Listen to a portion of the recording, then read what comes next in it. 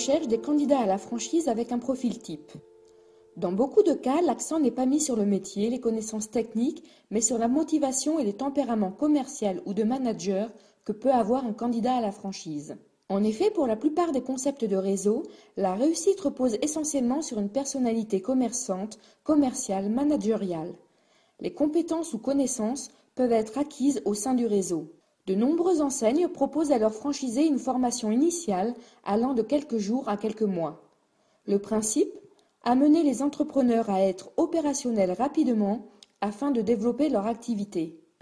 Alors nous avons des formations qui sont pointues, où on met en avant et on cède notre expertise, j'allais dire professionnelle. Alors, il y a 2 semaines de formation obligatoire au siège à Paris, puis 1 semaine de formation sur site, où nos formatrices viennent vérifier la bonne qualité de la mise en avant de l'Institut, au niveau de l'organisation des cabines, du merchandising, de la qualité de l'Institut de beauté.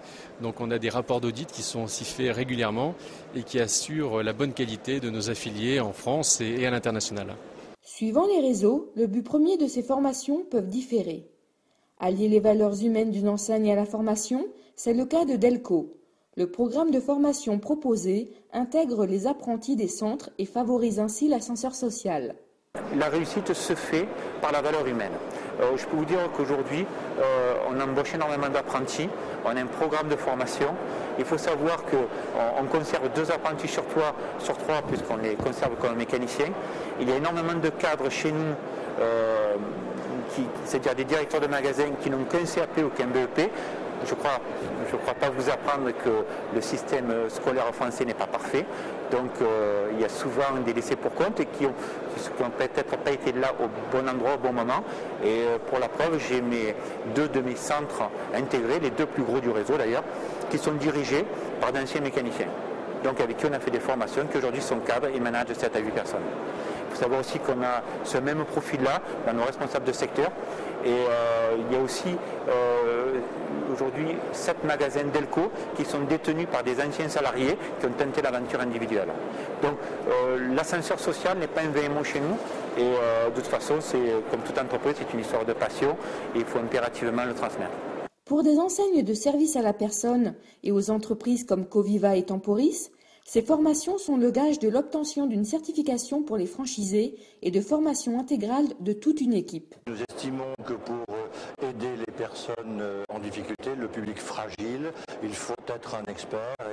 Dans le programme, il y a 4 semaines de formation et puis l'aide particulière que l'on apporte à l'obtention de l'agrément qualité, qui est la spécificité de notre secteur par rapport à d'autres activités qui ne peuvent ne travailler qu'avec l'agrément simple.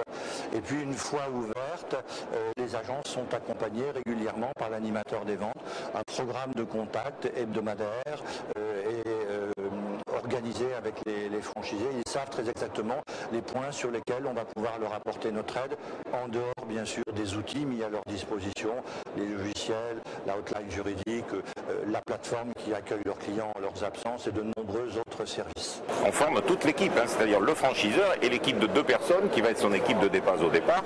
Et ensuite, à chaque fois qu'il intégrera une nouvelle personne, cette personne viendra systématiquement en formation intégration, de façon à ce que le savoir-faire du franchiseur ne se dilue pas.